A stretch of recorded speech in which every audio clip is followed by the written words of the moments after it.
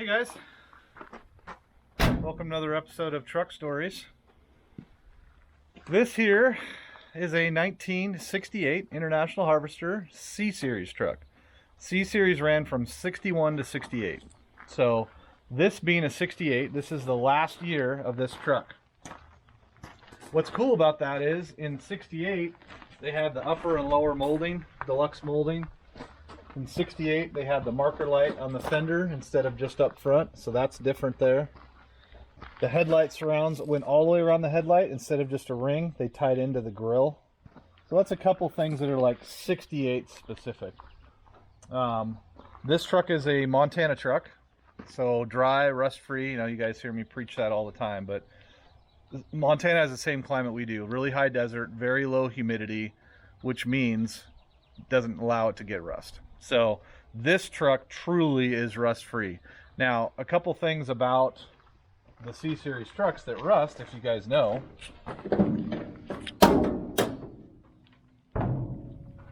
So if you walk around, they usually get a whole bunch of pine needles and leaves and stuff up in this cowl right here. So if you look down inside that cowl and you see the fresh, clean paint. Now this truck's been repainted, obviously. This is not the original paint, but there's no debris in there. It comes down here and it drains into the fender. So what happens is they bubble right here. So you can see this doesn't have any Bondo in it or any of the body filler because that's still metal. There's the original color. It was a green truck. I kind of wish it was green still, but that's okay. You know, it's been painted, whatever. The other place these things rust a lot is right down here on the bottom of the seat pan where it mounts to here because it collects a lot of moisture and stuff in there. And I'm going to steal the camera for a second. I'm going to show you one more spot here underneath the dash right here. Any of you guys that know C-Series will know that's usually that vent right there is rotten, and this vent, as you can see, is all steel all the way along the firewall and everything.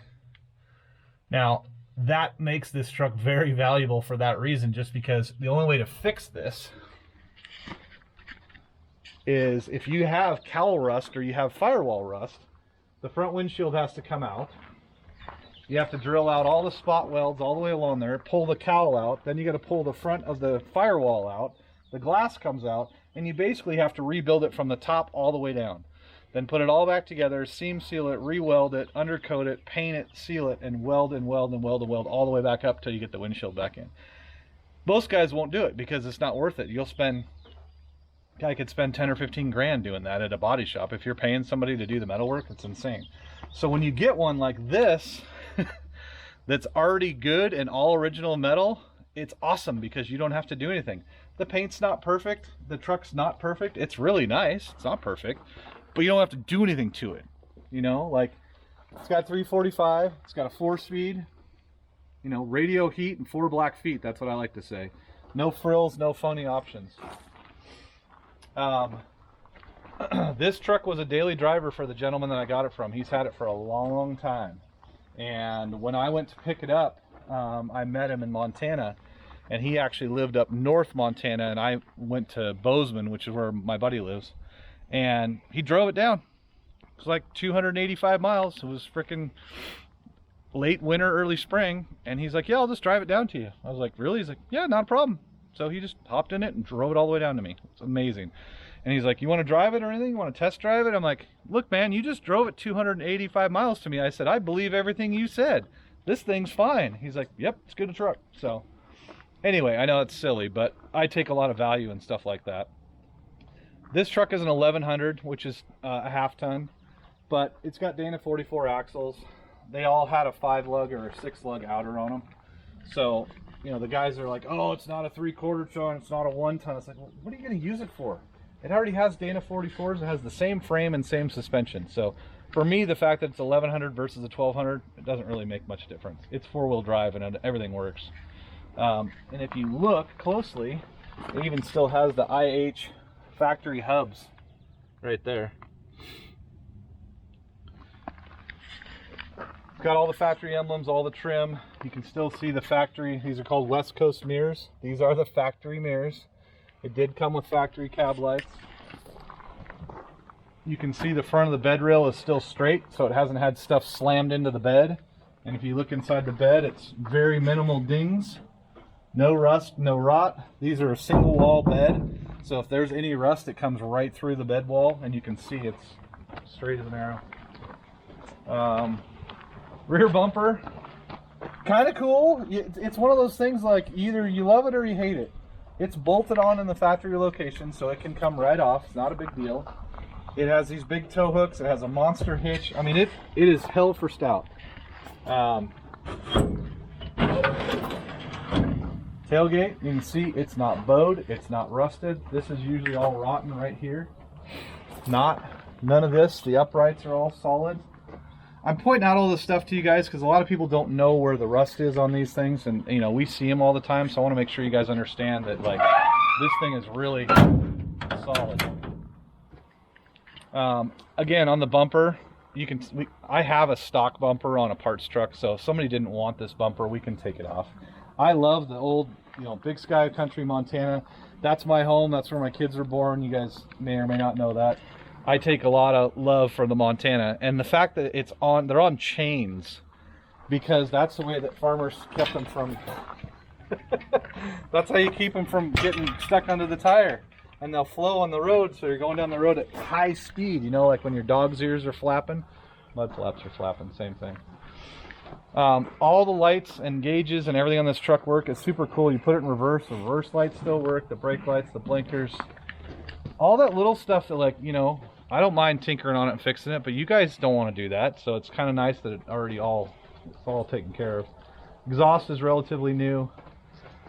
The dash and the interior is in remarkable condition. I know you guys probably saw it a little bit ago when I was standing there, but we can kind of pan across there and you see all the gauges and the dash. And you know, he painted everything kind of the cream color when they painted the truck, you know, 20, 30 years ago, which is fine. It looks good. He did a nice job.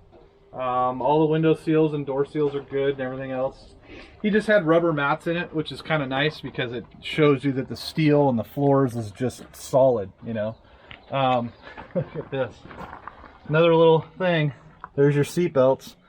You know, it's all the little details. I don't think a lot of people realize how cool all those little details are. But, you know, I mean, oops, turn the key on there. That helps. Horn works. I mean, it's everything, you know, little stuff. So, you guys know that I always say we're just the caretakers of these trucks. We get to enjoy them and take care of them for a while. This truck is available for adoption. You know, it needs its forever home, if you will.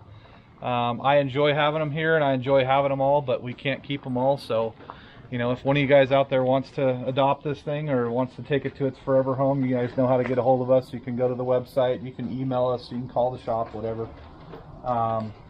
As far as like what it would need to be a daily driver, the tires are in good shape, but I can tell you right now, I think they're at least 7 or 8 or 9 years old. So even though they look good, I would change those if it was me. The fluids are all good, the battery's good, lights and gauges and stuff like that. I do need to look at the master cylinder. I think it has a little leak. We might need to replace that. If we do, we'll take care of that. It's not a big deal.